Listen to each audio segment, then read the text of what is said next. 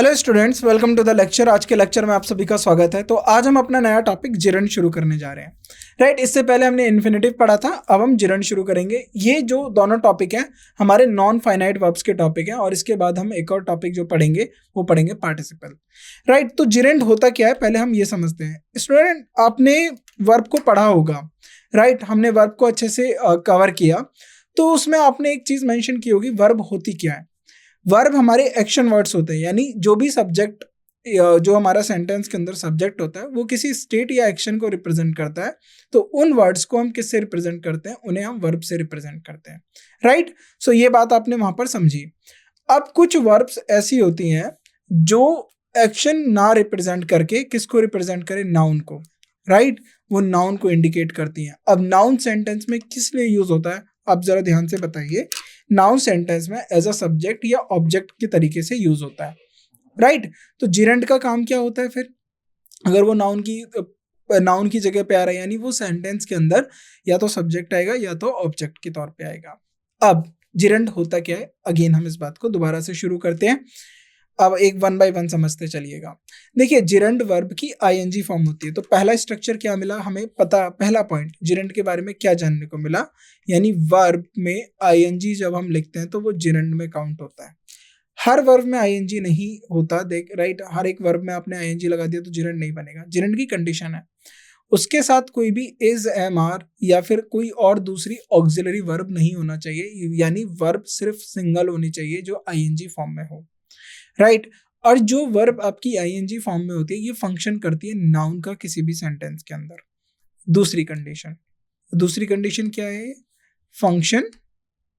Right, function कैसे करती है? Function as a noun. Right, now अब नाउन का काम क्या होता है? वो किसी भी सेंटेंस के अंदर या तो सब्जेक्ट होगा या तो ऑब्जेक्ट होगा।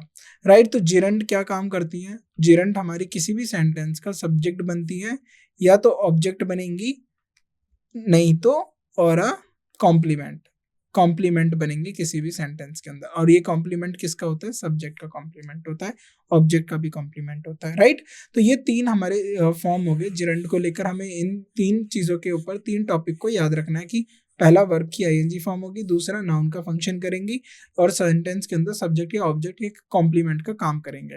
राइट, सो क्या होता है? It's when an action is expressed by a verb. Right, और जो हमारा जो एक्सप्रेशन होता है, यानी जो एक्शन होता है उसको हम वर्ब से एक्सप्रेस करें और वो एज अ नाउन को हम उसको रिप्रेजेंट करें, वही हमारा जिरंड होता है। Right, for example, swimming is a great exercise. अब सी, स्विमिंग क्या होता है? तैरना is a form of action है ये, लेकिन यहाँ पर हम स्विमिंग को एज अ सब्जेक्ट ले रहे हैं। क्यों? क्योंकि हम बता रहे हैं कि स्विमिंग क्या है? एक एक्सरसाइज है, अच्छी एक्सरसाइज है। राइट, तो swimming is a great exercise. तो यहाँ पर जो स्विमिंग है ना, ये क्या इंडिकेट कर रहा है? यहाँ पर ये एज अ सब्जेक्ट इंडिकेट कर रहा है। अगर ये सब्जेक्ट है, कैसे पता सब्जेक्ट है? ये इस वर्ब किसके लिए आई है? स्विमिंग के लिए ही तो आई है। अगर ये सब्जेक्ट है तो ये कौन हुआ? नाउन हुआ। राइट, नाउ नेक्स्ट टॉपिक देखते हैं, या सॉरी नेक्स्ट पॉइंट देखते हैं हम। She enjoys reading. वो क्या एंजॉय करती है? रीडिंग करती है, वो पढ़ना पसंद करती है। अब वो पसंद क्या करती है? एंजॉय वर्ब का ऑब्जेक्ट क्या बना? What she enjoys. Right, reading जो यहाँ पर बना ये एज अ ऑब्जेक्ट बना, और ऑब्जेक्ट किसका बना? ये ऑब्जेक्ट बना एंजॉय वर्ब का। अब दो ही ऐसे पार्ट्स ऑफ स्पीच होते हैं जिनके ऑब्जेक्ट होते हैं, एक प्रीपोजिशन और दूसरा हमारा कौन सा होता है? वर्ब। राइट, तो यहाँ पर भी ये एज अ किसका काम कर रहा है? नाउन का। राइट, सो यहाँ पर ये ऑब्जेक्ट है किसका? वर्ब का, एंजॉय का, reading. Right, so now next, one of my hobbies is painting. अब देखिए यहाँ पर ये क्या है? पेंटिंग जो है कॉम्प्लीमेंट है। ये कॉम्प्लीमेंट किसका मतलब है? देखिए, इसकी हॉबीज हैं, उसकी बहुत सारी हॉबीज हैं, उसमें से एक हॉबी कौन सी है? पेंटिंग है। तो यहाँ पर सब्जेक्ट वन जो है ना, उसको उसको कंप्लीट करा है पेंटिंग ने, यानी उसकी बहुत सारी हॉबीज हैं, उसमें से एक पेंटिंग है। राइट, सो यहाँ पर ये एज अ कॉम्प्लीमेंट यूज हुआ है। तो इन तीनों में मैंने आपको बता दिया सब्जेक्ट किस तरीके से यूज हुआ, ऑब्जेक्ट किस तरीके से यूज हो, और कॉम्प्लीमेंट किस तरीके से यूज हुआ। नाउ अब कुछ कॉमन यूजेस होते हैं हमारे जिरंड के। तो सबसे पहला आ गया एज अ सब्जेक्ट। जब हम जिरंड को एज अ सब्जेक्ट यूज करते हैं, सब्जेक्ट का मतलब क्या होता है? जिसके बारे में सेंटेंस बताया जा रहा है। और जिसके बारे में क्या बताया जा रहा है, यानी सेंटेंस के बारे में क्या बताया जा रहा है, सब्जेक्ट के बारे में क्या बताया जा रहा है, वो होता है हमारा प्रेडिकेट। अब देखिए, what is good for health. अब व्हाट का जो आंसर होगा वो होगा running. Running is good for health. तो यहाँ पर किसके बारे में चर्चा की गई है, रनिंग के बारे में चर्चा की गई है। इसीलिए जो रनिंग जो है ये हमारा विषय यानी सब्जेक्ट है, right. Travelling can be exciting. What can be exciting, travelling. तो ट्रैवलिंग क्या है यहाँ पर, सब्जेक्ट है, राइट। आफ्टर प्रीपोजिशन, अब देखिए प्रीपोजिशन के बाद क्यों यूज करते हैं, पहले हम इसको समझते हैं। प्रीपोजिशन क्या होता है, आपको थोड़ा बहुत क्लियरिटी होगी अगर आपने प्रीपोजिशन को अच्छे से पढ़ा हो। प्रीपोजिशन का मतलब होता है रिलेशन शो करना। अब ये रिलेशन किसके साथ शो करते हैं ये समझिए। यहाँ पर मैंने एक वर्ड, यहाँ पर कोई मैंने प्रीपोजिशन लिख दिया, उसके दोनों साइड में कुछ वर्ड्स हैं, एक यहाँ पर वर्ड हो गया और एक यहाँ पर वर्ड हो गया। सो ये जो प्रीपोजिशन है ना, ये इन दोनों के बीच का रिलेशन बताता है। और ये जो प्रीपोजिशन के साथ में जो वर्ड आता है ना, वो ऑब्जेक्ट होता है। अब ये ऑब्जेक्ट किसका होगा, ये जो ऑब्जेक्ट होता है ये इस पर्टिकुलर प्रीपोजिशन का ऑब्जेक्ट होता है। और ऑब्जेक्ट किसी भी सेंटेंस के अंदर ऑब्जेक्ट कौन करते हैं, नाउन, या नाउन की जगह पे यूज होने वाले जो वर्ड्स होते हैं वो एज अ ऑब्जेक्ट का काम करते हैं हमारे सेंटेंस के अंदर। इस बात को आप याद रखेंगे, राइट। नाउ अगेन, अब प्रीपोजिशन के लिए हमें ऑब्जेक्ट चाहिए। अब ऑब्जेक्ट के लिए क्या हो सकता है, जिरेंड हम यूज कर सकते हैं, राइट। देखिए वर्ब की एक और फॉर्म होती है, वर्ब आईएनजी फॉर्म होती है जिसको हम पार्टिसिपल बोलते हैं। उसको भी हम आगे चल के काफी एक्सप्लेन या डिटेल में उसको डिस्कस करेंगे। तो लेकिन अभी उसको यहाँ पर मत लाइएगा क्योंकि उससे कंफ्यूजन हो जाएगी, क्योंकि पार्टिकल हम एज एडजेक्टिव भी एडजेक्टिव यूज करते हैं, जिरेंड हम एज अ नाउन यूज करते हैं जो कि सब्जेक्ट या ऑब्जेक्ट का काम करता है किसी भी सेंटेंस के अंदर। इतना अभी आपको डिफरेंस याद रख के चलना है आगे तक के लिए, राइट। आफ्टर प्रीपोजिशन हम जिरेंड यूज इसलिए करते हैं क्योंकि जिरेंड यहाँ पर प्रीपोजिशन का ऑब्जेक्ट बनता है, इस बात को याद रखिएगा। She is interested in. अब ये किस चीज में इंटरेस्टेड है, यानी उसके इंटरेस्ट को, और ये इंटरेस्ट किस में है, वर्किंग अब्रॉड, राइट। तो इन दोनों के बीच में रिलेशन कौन बता रहा है, इन प्रीपोजिशन। और इन प्रीपोजिशन का हमारा ऑब्जेक्ट क्या हो गया, working, right. He is fond of, किस चीज से उसको पसंद है, फॉन्ड का मतलब होता है कि आपको कोई पसंद है या, राइट। तो इसीलिए हम उसको यूज करते हैं fond. He is fond of listening क्या, टू म्यूजिक, राइट। तो यहाँ पर ऑफ प्रीपोजिशन का ऑब्जेक्ट कौन हो गया, लिसनिंग। अब ये एक फॉन्ड और लिसनिंग के बीच में जो रिलेशन कौन बता रहा है, ऑफ प्रीपोजिशन। इसीलिए यहाँ पर जो ये लिसनिंग जिरंड आया है, ये इसका क्या बन के आया, ऑब्जेक्ट बन के आया है, राइट। हम कुछ वर्ब्स होते हैं उनके बाद भी हम जिरंड यूज करते हैं। She enjoys dancing, what she enjoys, right. अब देखिए यहाँ पर जो ये जिरंड हमने यूज किया है ना, ये इन वर्ब का पर्टिकुलरली ऑब्जेक्ट बन के आया है, राइट। देखिए जब भी कोई भी सेंटेंस के अंदर कोई भी वर्ड यूज किया जाता है, हर एक वर्ड का कोई ना कोई फंक्शन होता है। तो हमेशा याद रखिएगा सब्जेक्ट के फंक्शन वैल्यू पे आपको काम करना है, ना कि उसके प्लेस वैल्यू पे, राइट। सो होता है फेस वैल्यू को देख के आप जज कर लेते हो कि ये एडजेक्टिव होगा, ये वर्ब होगा, एडवर्ब होगा। नहीं, यहाँ पर डांसिंग वर्ब नहीं है, डांसिंग यहाँ पर एज अ ऑब्जेक्ट काम कर रहा है एंजॉय वर्ब का, right. She enjoy dancing. I hate cleaning my room. So अब जो यहाँ पर हेट का जो ऑब्जेक्ट बना वो बना cleaning, right. They finished working on the project, यानी उन्होंने प्रोजेक्ट पे काम करना खत्म कर दिया, राइट। तो वर्किंग क्या, राइट, वर्किंग यहाँ पर क्या बना, फिनिश्ड का ऑब्जेक्ट, राइट। ये याद रखेंगे। अब यहाँ पर वही बात होती है कि what is the difference between gerund and present participle. देखिए पहली बात तो कॉमन क्या होती है कि जिरेंड और प्रेजेंट पार्टिसिपल जो होते हैं ये दोनों आईएनजी फॉर्म में लिखे जाएंगे। जिरेंड और प्रेजेंट पार्टिसिपल ये किस फॉर्म में लिखे जाएंगे, आईएनजी फॉर्म में। तो ये चीज आप पहले से नोटिस में याद रखिएगा, राइट, आईएनजी फॉर्म में रखे जाएंगे। दे सर्व डिफरेंट फंक्शन। अब इनका डिफरेंट फंक्शन होता है, ये एज अ नाउन काम करेगा, नाउन में क्या बन जाएगा, ऑब्जेक्ट, और ये सब्जेक्ट, ये एज अ एडजेक्टिव काम करेगा। जब हम पार्टिसिपल पढ़ेंगे तो इसको और अच्छे से डिटेल में जाके पढ़ेंगे, राइट। अभी आपको इतना याद रखना है। Now next, a gerund function as a noun. तो मैंने आपको बताया जिरंड जो होता है वो नाउन का फंक्शन कर, नाउन की तरह जो नाउन का फंक्शन होता है वो कौन करता है, जिरंड करता है। जैसे I love what I love swimming. तो यहाँ पर स्विमिंग क्या है, लव का ऑब्जेक्ट है। तो ऑब्जेक्ट कौन होता है, नाउन होता है, राइट। ऑब्जेक्ट सब्जेक्ट किसी भी सेंटेंस के अंदर कौन बनेंगे, नाउन बनेंगे। नाउ अब प्रेजेंट पार्टिसिपल, या जो प्रेजेंट पार्टिसिपल होता है वो फंक्शन एज अ वर्ब और एज एन एडजेक्टिव। तो वो एज अ वर्ब भी काम कर सकता है और एडजेक्टिव भी काम कर सकता है जब किसी कंटिन्यूअस टेंस। देखिए वर्ब जब बात हो, ये वर्ब तब करेगा जब इसके साथ कोई ना कोई हेल्पिंग वर्ब आएगी, राइट। अगर इस तरीके से हेल्पिंग वर्ब प्लस वर्ब की आईएनजी फॉर्म लिखोगे तब ये काम करेगा। और ये किन केसेस में होता है, जब कंटिन्यूस टेंस की बात करते हैं, प्रेजेंट कंटिन्यूस, पास्ट कंटिन्यूस में इज एम आर के बाद हम लगाते हैं ना इज एम, और आर के बाद हम क्या यूज करते हैं, वर्ब की आईएनजी फॉर्म, तब हम यहाँ पर ये एज अ मेन वर्ब काम करता है। वॉज वर्ब के साथ हम क्या यूज करते हैं, वर्ब की आईएनजी फॉर्म, तब यहाँ पर ये क्या एज अ मेन वर्ब काम करता है, राइट। सो ये चीज आप याद रखेंगे। जब इनके साथ कोई भी फॉर्म ऑफ वर्ब नहीं होती, यानी ऑक्सिलरी वर्ब नहीं होती है, तब ये एज अ एडजेक्टिव की तरह काम करेगा। नाउ एग्जाम्पल के तौर पे she is swimming in the pool, देखिए वो पूल में तैर रही है। अब देखिए इस जो है ना यहाँ पर ऑक्सिलरी वर्ब है, यानी हेल्पिंग वर्ब है, उसके साथ जो स्विमिंग आया है ना वो क्या बन के आया है, स्विमिंग मेन वर्ब बन के आया है, क्योंकि उसके साथ एक हेल्पिंग वर्ब आई है इन द पूल, ये उसका राइट। तो ये आईएनजी फॉर्म का क्या हो गया, verb function. Now the swimming child, अब जो चाइल्ड है इज माई नाइस, तो ये बता रहे कि जो बच्चा तैर रहा है ना वो मेरा भतीजा है, राइट। अब देखिए चाइल्ड क्या कर रहा है, जो चाइल्ड इस पर्टिकुलर स्टेट में, स्विमिंग की स्टेट में, उसके बारे में बात हो रही है, तो ये चाइल्ड की स्टेट को लेके बात कर रहा है। तो लेकिन यहाँ पर एडजेक्टिव हो, क्योंकि ये चाइल्ड को क्वालिफाई कर रहा है, बता रहा है, राइट। तो यहाँ पर ये एज अ एडजेक्टिव काम कर रहा है, राइट। और यहाँ पर ये एज अ वर्ब काम कर रहा है, okay. So now next topic is gerund versus infinitive. अब सी हमने इन्फिनेटिव के बारे में पढ़ा, इन्फिनेटिव क्या होता है, और अब हम जिरंड को लेके डिस्कस कर रहे हैं। तो अब आपको दोनों को लेके क्लियरिटी हो गई है थोड़ी बहुत कि इन्फिनेटिव क्या होता है और जिरंड क्या होता है, राइट। अब certain verbs can be followed by इधर अ जिरंड और अ इन्फिनेटिव।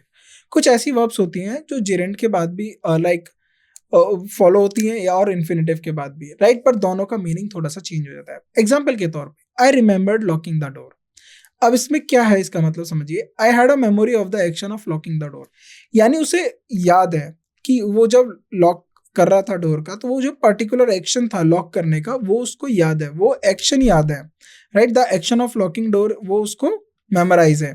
तो यहाँ पर लॉकिंग का मतलब ये हो गया जब हमने जिरंड यूज करा। I remember to lock the door, इसका मतलब क्या है कि I remember that I need to lock the door and also I did, right. तो मुझे ये याद रखना पड़ेगा कि मैंने डोर को जो है लॉक करना है, और सो आई डिड, इसीलिए मैंने उसको लॉक किया। तो दोनों में फर्क है, यहाँ पर एक्शन को लेके बात हो रही है, यहाँ पर ये बात हो रही है कि I need to lock the door so I did, मुझे डोर बंद करना था so I did, right. Now common pitfalls का मतलब होता है कि कॉमन एरर का पॉइंट क्या हो सकता है। Not all ING words are gerund, तो पहला हमें यही याद रखना है, मैंने आपको पार्टिसिपल में भी बताया और उसके साथ वर्ब का एक एग्जांपल दिया। नाउ एक और बार हम इसको अच्छे से समझ लेते हैं कि जो सारे वर्ब्स होते हैं जिनमें आईएनजी फॉर्म आती है वो सबके सब जिरंड नहीं होते। If it is acting as a noun, अगर वो नाउन की तरह एक्ट कर रहा है तो ही वो जिरंड होगा, right. If it is indicating continuous tense और डिस्क्राइबिंग अ नाउन, अगर वो कंटिन्यूअस टेंस में यूज हो रहा है तो मैंने आपको बताया एज अ मेन वर्ब होगा। अगर नाउन को डिस्क्राइब कर रहा है तो एज अ एडजेक्टिव होगा, जो हमारे प्रेजेंट पार्टिसिपल के रोल होते हैं। नाउ सेकंड पॉइंट क्या याद रखना है आपको, some verbs are only take gerunds, कुछ वर्ब्स होती हैं जो सिर्फ जिरेंड्स को लेती हैं और कुछ वर्ब्स इन्फिनेटिव्स को लेती हैं, ये याद रखेंगे आप। और कुछ ऐसी वर्ब्स होती हैं जो दोनों इन्फिनेटिव या जिरेंड दोनों यूज करती है, जैसे हमने रिमेंबर्ड के साथ देखा, लेकिन दोनों का मीनिंग बदल जाता है, राइट। तो कॉन्टेक्स्ट के ऊपर डिपेंड करता है कि हमें जिरेंड रखना है या इन्फिनेटिव रखना है, राइट। अब हमने कुछ कॉन्सेप्ट सीखने जिरेंड को लेके। सो पहला रूल क्या होता है, following verbs are followed by gerund. So इनके बाद राइट जो फॉलोइंग वर्ब्स हैं फॉलोड बाय किसके बाद फॉलोड करती है, जिरेंड के बाद। फॉर अगर कोई हमारे वर्ब्स हैं जो लाइक और डिसलाइक को इंडिकेट करती है, उनके बाद हम जिरेंड लिख सकते हैं।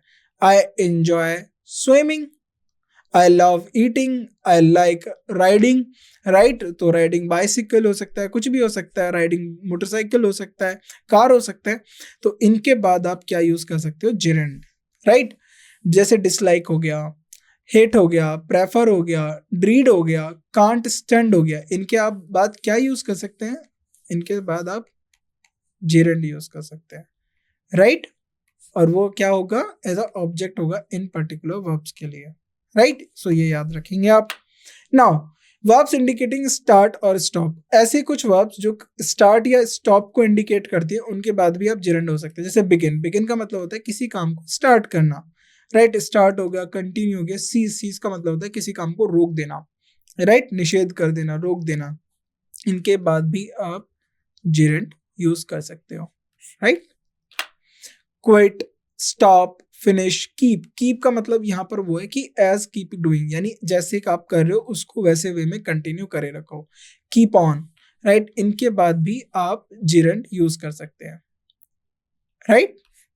सो आपका होमवर्क क्या है कि हर एक पे आपको एक एक सेंटेंस बनाना है, 1 सेंटेंस ईच, राइट। हर एक वर्ब के लिए आपको एक एक सेंटेंस बनाना है, राइट। सो उससे क्या होगा, आपको अच्छे से क्लियरिटी हो जाएगी जिरंड को यूज कैसे कर सकते हैं। नाउ थर्ड, कुछ ऐसे वर्ब्स जो हमारे सेंसरी और मेंटल प्रोसेस को इंडिकेट करते हैं। सेंसरी प्रोसेस का मतलब हो गया सी, देखना, ये हमारा सेंसरी प्रोसेस है। When referring to witnessing an action, जब भी आप किसी एक्शन को विटनेस कर रहे हो उस टाइम आप जब सी को आप उसके बाद जब आप जिरंड यूज करोगे तो यानी उस एक्शन को आपने विटनेस किया। आई सॉ हिम रनिंग, तो आपने उसे कब देखा, उसको उस एक्शन में देखा, दौड़ते हुए देखा। तो यहाँ पर जो हिम रनिंग लिखा है ना, ये जिरंड में यूज किया है हमने। Here, here we seen again, जब आप विटनेसिंग कर रहे हो, किस चीज को सुन रहे हो, उस पर्टिकुलर मूवमेंट को, तो तब आप यहाँ पर जिरंड यूज करोगे। आई हर्ड हर सिंगिंग, मैंने उसका गाना सुना है, तो आपने उस एक्शन को सुना है, right. Now feel, imagine, recall, remember, right. So remember के साथ इन्फिनेटिव भी आता है, जैसे हमने पीछे यूज करा, रिमेंबर के साथ इन्फिनेटिव भी आता है, जिरंड भी आता है। फॉरगेट, अगेन विद इसके साथ भी क्या आ सकता है, इन्फिनेटिव आ सकता है। अगेन रिग्रेट, रिग्रेट के बाद क्या यूज कर सकते हो, जिरंड यूज कर सकते हो, राइट। अब कुछ मिसलेनियस वर्क्स हैं, वर्ब हो गई, जिनके बाद आप जिरंड यूज कर सकते हो, जैसे सजेस्ट हो गया, राइट, कंसीडर हो गया, डिस्कस हो गया, मेंशन हो गया, अवॉइड समथिंग हो गया, और miss, as a miss doing और सम मिस डूइंग समथिंग, यानी कुछ चीज गलत कर देना, मिस डूइंग समथिंग, राइट, ये याद रखेंगे आप। Practice, risk, tolerate, postpone, delay, resist, इन सब के बाद आप क्या यूज कर सकते हो, जिरंड। ये आपको वर्ब याद हो जानी चाहिए, राइट। एग्जाम में ये एज इट इज पूछ ली जाती है, राइट। वर्ब्स रिलेटेड और टू मेकिंग और लेटिंग, राइट, कुछ जो वर्ब्स जो होती है, राइट, उनके बाद भी जो होता है हम जिरंड यूज कर सकते हैं। For example admit, right, admit doing something, किसी चीज को एडमिट कर लेना कि आपने कुछ किया है। डिनाई, मना कर देना। रिकमेंड कर देना। Suggest, anticipate, party, appreciate, report, और इन सब के बाद आप क्या यूज कर सकते हो, जिरंड, राइट। तो मैंने यहाँ पर क्या करा, हर एक वर्ब को उठा लिया जो एग्जाम में मोस्टली पूछे गए हैं, जिनके ऊपर प्रीवियस ईयर क्वेश्चंस काफी बार पूछे गए हैं कि कौन सी वर्ब के साथ आप टू, अब क्या होता है एग्जामिनर क्या करता है, इनके साथ 2+V1 कर देता है, लेकिन इनके साथ हम जिरंड यूज कर सकते हैं। कॉन्टेक्स्ट क्या डिपेंड करता है, ये अब कुछ फ्रेजल वर्ब्स हैं, राइट। फ्रेजल वर्ब्स क्या होते हैं, प्रीपोजिशन, प्रीपोजिशन प्लस वर्ब। जब हम इस कॉम्बिनेशन में वर्ब लिखते हैं, फिर प्रीपोजिशन लिख दिया, देन वर्ब लिख दिया, तो उसके बाद जो उस वर्ब का जो एक्चुअल मीनिंग होता है वो डिफरेंट हो जाता है just because of the preposition. तो उन्हीं को हम बोलते हैं फ्रेजल वर्ब। इसी स्ट्रक्चर को हम क्या बोलते हैं, फ्रेजल वर्ब, राइट। सो मैंने देखिए यहाँ पर भी बताया फ्रेजल वर्ब्स क्या होती है, वर्ब फॉलोड बाय प्रीपोजिशन और एडवर्ब्स, राइट। और ये इनके बाद क्या यूज कर सकते हो आप, जिरंड कर सकते हो। जैसे look forward to, I look forward to meeting you, right. तो लुक फॉरवर्ड टू का मतलब क्या है कि आगे देखना, राइट, कि मैं आपसे मीटिंग करना चाहता हूं, right. Now put off, they put off, going on vacation, carrying on, give up, तो इनके बाद आप क्या यूज कर सकते हो, जिरंड यूज कर सकते हो। कुछ और वर्ब्स होती हैं जो परसेप्शन की होती हैं, जिनके बाद आप जिरंड यूज कर सकते हो, जैसे see, hear, watch, observe, notice. Perception का मतलब क्या होता है कि आपने कुछ देखा और उसके बाद आपने उसको कंसीव किया, यानी उसको महसूस किया या फिर उसको ऑब्जर्व किया, देन उसके बाद आपके अंदर एक थॉट जनरेट हुआ, उसको बोलते हैं परसेप्शन। जैसे आपने देख के कुछ चीज को परसीव करा और देन उसके बाद आपने उसके बारे में सोचा, वो परसेप्शन हो गया। सुन के आपको परसेप्शन होता है।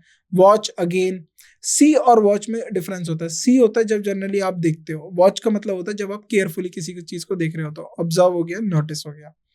Now rule 2, after certain verbs, अब कुछ और वर्ब्स हैं हमारी, जैसे कि डिजर्व हो गई, नीड हो गया, एंड रिक्वायर हो गया। The following verb can be in gerund form और पैसिव इन्फिनेटिव फॉर्म। यानी ये जो वर्ब्स है ना, जैसे डिजर्व हो गया, नीड हो गया, रिक्वायर हो गया, इनको आप एज अ जिरंड में भी यूज कर सकते हो, और पैसिव इन्फिनेटिव फॉर्म यानी to plus be plus verb का थर्ड फॉर्म, यानी to plus be plus verb की थर्ड फॉर्म, ये होता है हमारा पैसिव इन्फिनेटिव, राइट, बी। अब एक्टिव इन्फिनेटिव क्या होता है, टू प्लस V1, ये क्या हो जाएगा आपका एक्टिव इन्फिनेटिव, और ये आपका क्या हो जाएगा पैसिव इन्फिनेटिव, राइट। ये चीज आप याद रखेंगे। जैसे डिजर्व को लेके, राइट, तो डिजर्व के बाद आप क्या हो सकते हैं, इन्फिनेटिव फॉर्म यूज कर सकते हो, बट किसी कॉन्टेक्स्ट में हम क्या यूज कर सकते हैं, इनको, जैसे इंट्रिंसिक क्वालिटी हो गया, तो इसके लिए हम जब जिरंड यूज करते हैं तो ये किसी इंट्रिंसिक क्वालिटी को रेफर करता है। For example, the team deserves to win, ये एक्टिव फॉर्म हो गया इसका, राइट, हमने इसको एक्टिवली यूज कर दिया। The old painting deserves preserving, तो यहाँ पर हमने उस पेंटिंग की जो क्वालिटी है उसको मतलब सिग्निफाई किया है, उसको हमने अच्छे से इंडिकेट किया है कि जो इस पेंटिंग की जो ओल्ड पेंटिंग जो है ना, ये डिजर्व क्या करती है, प्रिजर्व, इसे बचाए रखना चाहिए क्योंकि ये ज्यादा अच्छा है, राइट। नीड वर्ब हो गया। अगर नीड वर्ब के बाद हम जिरंड यूज करते हैं तो क्या इंडिकेट करते हैं, इंडिकेट करती है वो, right, attention, requires attention, attention यानी उस पर ध्यान देना, ध्यान केंद्रित करना, जब हम नीड के साथ जिरंड यूज कर सकते हैं। तो यानी इसको ऐसे याद रखेंगे आप, नीड प्लस जिरंड, क्या है ये, क्या इंडिकेट करेंगे, अटेंशन, राइट। अगर नीड के साथ मैंने पैसिव इन्फिनेटिव रखा, अब उससे क्या इंडिकेट होगा, नेसेसिटी, राइट। जैसे प्लांट नीड वाटरिंग, तो प्लांट को क्या जरूरत है, पानी की। द प्लांट रिक्वायर क्या, वाटर, ये हमने एज अ जिरंड यूज करा। The documents need to be sign, जो डॉक्यूमेंट्स है उनको साइन करना है, यानी नेसेसिटी है, ये जरूरी है कि डॉक्यूमेंट्स को साइन करना है, राइट। तो the documents need to be signed, तो ये हमने क्या यूज करा, पैसिव इन्फिनेटिव, और यहाँ पर क्या यूज करा, gerund, right. For example, require verb को आप देखें, typically require verb is followed by passive infinitive, तो रिक्वायर वर्ब को हम पैसिव इन्फिनेटिव के साथ फॉलो करते हैं, लेकिन हम इसको जिरंड के साथ भी यूज कर सकते हैं, राइट। फॉर एग्जाम्पल, जैसे अब रिक्वायर वर्ब को देख लेते हैं, this task require to be completed by tomorrow, यानी ये क्या बता रहा है कि ये जो टास्क है कल तक खत्म होना चाहिए, right. This task has to be finished by tomorrow. लेकिन अगर कुछ हम लेस फॉर्मल कॉन्टेक्स्ट की बात करें तो हम जिरंड के साथ जो है, रिक्वायर के साथ हम जिरंड यूज कर सकते हैं, और ये काफी रेयर होता है, राइट, बट ये कंडीशन होती है। For example, the fabric requires cleaning with special detergent, जो फैब्रिक क्या रिक्वायर करती है कि इसको साफ किया जाए विद स्पेशल डिटर्जेंट, राइट। तो देखिए, जब आप अच्छी स्टैंडर्ड इंग्लिश के लिए बारे में पढ़ते हैं, और जब भी आप नॉन फाइनाइट वर्ब्स पढ़ते हैं, यानी जिरंड हो गया, इन्फिनेटिव हो गया, और उसके बाद पार्टिसिपल हो गया, तो उसमें कुछ अच्छे क्वेश्चंस ऐसे ही बनते हैं कि कहाँ पर हमें जिरंड का सही मीनिंग मिल रहा है और कहाँ पर हमें इन्फिनेटिव रख के अच्छा मीनिंग मिल रहा है कॉन्टेक्स्ट के अकॉर्डिंग। नाउ रूल नंबर 3, अब कुछ वर्ब्स हो गई हमारी, regret, remember, forget, can be followed by, इनके बाद जिरंड भी आता है। जैसे रिमेंबर को लेके तो हमने अभी पढ़ा था, एक पीछे हमने कुछ 2 सेंटेंसेस पढ़े थे, इन्फिनेटिव भी यूज किया जाता है इनके साथ, राइट। और ये हम सेंटेंस के मीनिंग पे डिपेंड करते हैं कि हम क्या यूज करेंगे, जिरंड यूज करेंगे या इन्फिनेटिव यूज करेंगे। अब रिग्रेट को लेके, इन्फिनेटिव को लेके बात कर लेते हैं। अगर हम रिग्रेट को इन्फिनेटिव फॉर्म में रख रहे हैं तो इसका मतलब होता है refer to something one is sorry about what will happen और व्हाट अबाउट टू हैपन, यानी एक जो है सॉरी फील करता है, यानी वो शर्मिंदा है या फिर वो अपनी गलती का एहसास करता है कि व्हाट विल हैपन, जो कुछ हुआ उसकी वजह से या जो कुछ होगा। I regret to inform you that your application has been denied, यानी उसको अफसोस है इस बात का कि जो उसकी एप्लीकेशन है वो डिनाइड कर दी है, डिक्लाइंड, यानी उसकी जो एप्लीकेशन है उसको डिक्लाइन कर दिया गया है, खारिज कर दिया गया है। The informing is happening now और इन द इमीडिएट फ्यूचर, तो ये कभी भी हो सकता है, ये अभी भी ये इन्फॉर्मिंग हो सकती है या इमीडिएट फ्यूचर में भी हो सकती है। तो आपने कभी देखा होगा किसी चीज के लिए जब आप अप्लाई करते हो तो वहां पर लिखा जाता है, we are sorry to inform you that your application is not right selected or your application has been declined, right। तो वहां पर जो टू इन फॉर्म हम यूज करते हैं वो इन्फिनेटिव फॉर्म में यूज करते हैं। नेक्स्ट, जिरंड में जिरेंड में अगर हमने राइट रिग्रेट को अगर यूज करा है हमने जिरेंड फॉर्म में, या उसके बाद अगर हम जिरेंड यूज कर रहे हैं, तो उसका मतलब होता है कि something that has already happen, कुछ ऐसा जो पहले हो चुका है। जैसे she regrets not taking the job offer, यानी वो रिग्रेट किस बात पे करती है कि उसने ये जॉब ऑफर नहीं ली। अब ये जो जॉब ऑफर वाली बात है ना, ये पहले आई होगी उसके पास। सपोज एग्जाम्पल के तौर पे मान लीजिए ये जून का वीक, जून का मंथ है, और उसके पास जॉब ऑफर जो थी वो अप्रैल में आई थी। तो अब वो इस बात पे रिग्रेट करती है कि उसको वो जॉब ऑफर ले लेनी चाहिए थी। यानी वो जो बीत चुका है उसके ऊपर जब आप रिग्रेट करते हो तो आप उसके बाद जिरेंड फॉर्म यूज करते हो रिग्रेट वर्ब के बाद। यानी she did not take the job in the past और now and now feels regret, now वो क्या कर रही है, उस पर रिग्रेट महसूस कर रही है, राइट, पछतावा उसको महसूस हो रहा है। रिमेंबर के साथ अगर इन्फिनेटिव में यूज कर रहे हैं, refer to remembering something in order to do it, तो अगर आप इन्फिनेटिव में यूज कर रहे हो तो किसी चीज को याद करना उसको करने के लिए, राइट। जैसे रिमेंबरिंग अ फ्यूचर एक्शन, कोई फ्यूचर एक्शन रिमेंबर करना। जैसे I always remember to lock the door before living, यानी वो हमेशा याद रखता है कि जाने से पहले डोर को लॉक करना है। The act of locking is something I ensure in the future because I remember it. यानी यहाँ पर यही बात कही गई है कि जो एक्ट है डोर को लॉक करने का, उसको वो आगे फ्यूचर रेफरेंस में याद रखें, राइट। अगर जिरेंड में हम रिमेंबरिंग के बाद अगर हम जिरेंड यूज करें, यानी रिमेंबर के बाद रिमेंबर वर्ब हो गया, अगर इसके बाद हम जिरेंड को यूज करें तो उससे क्या होगा, उससे होगा ये कि जब भी आप उसको रिमेंबर के बाद जिरेंड यूज करोगे तो वो एक पास्ट इवेंट को रिकॉल करने के लिए जो हमारा सेंटेंस है वो मीनिंग देगा, राइट। जैसे she remembers visiting the Eiffel tower when she was a child, तो वो याद करती है किसको, अपनी विजिट को, यानी जब वो आईफल टावर को विजिट कर रही थी। तो यानी वो किसी पास्ट के मोमेंट को रिकॉल कर रही है, राइट। तो कब ये पास्ट का मोमेंट रिकॉल होता है, जब हम रिमेंबर के साथ जिरेंड फॉर्म रखते हैं। Now third, forget. अगर हम इन्फिनेटिव फॉरगेट के बाद इन्फिनेटिव यूज करें तो उससे हमें क्या कन्वे होगा, यानी refer to a forgetting to do a future action और something one was supposed to do, यानी हम किसी फ्यूचर एक्शन की बात कर रहे हैं या किसी की ऐसे की बात कर रहे हैं जो आगे ऐसा करेगा। जैसे he forgot to call his mother on her birthday, right. तो वो क्या बात कर रहा है कि वो भूल गया था अपनी मदर को उनके बर्थडे पर बुलाना, यानी he did not call when was a future action he should have done, right. So उसने किसको नहीं बुलाया, अपनी मदर को नहीं बुलाया, राइट। नाउ जिरेंड फॉर्म में refer to forgetting something that happened in the past, यानी कुछ जो उसको रेफर करता है जो कुछ पास्ट में हैपन हो गया है। यहाँ पर फ्यूचर को लेके बात हो रही थी। जैसे I have forgotten eating at the restaurant before, right. तो वो भूल चुका है कि उसने यहाँ पर खाया था या नहीं खाया था, यानी I ate there in the past but I don't remember it now, मैंने पास्ट में यहाँ कभी खाया था लेकिन मुझे अभी याद नहीं है। ये कब कंडीशन होगी, जब आप फॉरगेट के साथ ईटिंग जो है या फिर जिरेंड यूज करोगे। यहाँ पर देखो ये जो वर्ब है ना, ये अपनी किसी भी स्ट्रक्चर में आ सकती है, क्योंकि यहाँ पर फॉरगेट मेन वर्ब है। यहाँ पर फॉरगेट देखिए वर्ब की सेकंड फॉर्म के तौर पे आई है, यहाँ पर आई हैव फॉरगेटन आया है, राइट। ये प्रेजेंट परफेक्ट टेंस के फॉर्म में आया है और ईटिंग इसके बाद जिरेंड आया है। तो मेन वर्ब अपनी किसी भी फॉर्म में होगा, जो उसके साथ जो दूसरी वर्ब आती है हमें उन पे बात करनी है। Now rule number 4, the verb C hear watch can be followed by, इनके साथ भी हमारे इन्फिनेटिव आ सकता है, जिरेंड आ सकता है, राइट। तो इसके मीनिंग पे डिपेंड करता है। देखिए अब इसके आगे, the choice between the indeed effect and meaning especially concerning the completeness और duration of the observed action, या किसी काम को हम कंप्लीट की बात करें या फिर हम उस एक्शन के ऑब्जर्वेशन के ड्यूरेशन की बात करें, यानी जब आप उस जो ऑब्जर्व्ड एक्शन हो रहा था तो उसके ड्यूरेशन की बात करें। फॉर एग्जाम्पल अगर हम सी या इनको इन्फिनेटिव रखें, यहाँ पर देखिए यहाँ जो इन्फिनेटिव हो रहा है ना, यहाँ पर ये बेयर इन्फिनेटिव हो रहा है। बेयर इन्फिनेटिव का मतलब क्या होता है, बिना टू के वर्ब की फर्स्ट फॉर्म लिख देना। बेयर इन्फिनेटिव याद रख लीजिए, बेयर इन्फिनेटिव क्या होता है, यानी विदाउट टू, ओनली V1। और जो हम नॉर्मल इन्फिनेटिव लिखते हैं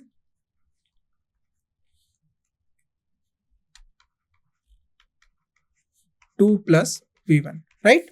जैसे indicates that observer witnessed only a part of the action और इवन नॉट इज एंटायरली।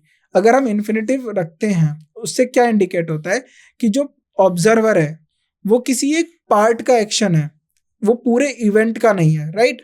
तो उस इवेंट के किसी एक पार्ट का एक्शन है, ना कि उस पूरे इवेंट का। For example I saw him cross the street, यानी उसने उसको स्ट्रीट को क्रॉस करते हुए देखा, लेकिन उसके पूरे एक्शन को नहीं देखा। यानी जब से उसने स्ट्रीट से क्रॉस से लेके जब तक उसने स्ट्रीट को क्रॉस नहीं कर लिया तब तक नहीं देखा, बट उसने उसको देखा कि हाँ वो स्ट्रीट क्रॉस कर रहा था। इतने में जो हमारा ऑब्जर्वर है या जो जो क्वेश्चन लिख रहा है वो चला गया, right. I heard him Singh a note, यानी उसने उनको गाना गाते हुए सुना, राइट, पर उन्होंने पूरा सॉन्ग, जरूरी नहीं है उन्होंने पूरा सॉन्ग सुना। I watched her open the envelope, तो उन्होंने उसको एनवेलप खोलते हुए देखा, लेकिन ये नेसेसरी नहीं है कि पूरा इवेंट देखा होगा। जिरेंड में क्या होता है, suggest that observer present at the entire action. तो जिरेंड का मतलब क्या होता है कि जब ऑब्जर्वर उस वक्त प्रेजेंट था जब वो एक्शन हो रहा था और उसने पूरा एक्शन देखा। For example, I saw him crossing the street, यानी जो हमारा ऑब्जर्वर है या फिर हम बात करें जो हमारा स्पीकर है, उसने जिसको देखा है उसने उसकी स्ट्रीट को शुरू करने से पहले, क्रॉस को शुरू करने से पहले एंड तक पूरा क्रॉसिंग उसका देखा है। I heard him singing in the shower, यानी उसने पूरा गाना उसका सुना है, right. The watched her opening her parents, they watched her opening her presence, यानी उसके प्रेजेंस यानी उसके गिफ्ट जो हैं उन्होंने उसके ओपनिंग को देखा, right. The they observe the whole process, तो जब होल प्रोसेस की बात होगी तो जेरेंट की बात होगी, और उसके पर्टिकुलर इवेंट के पार्ट की बात होगी तो किसकी बात होगी, इन्फिनेटिव की बात होगी, राइट। तो यहाँ पर जो हमने इसके इंट्रोडक्शन पढ़ा और कॉन्सेप्ट पढ़ा उनको आप अच्छे से पढ़िए और उसको समझिए। बाकी के जो हमारे अदर रूल्स हैं वो हम अपने सेकंड पार्ट में कवर करेंगे। Thank you for this.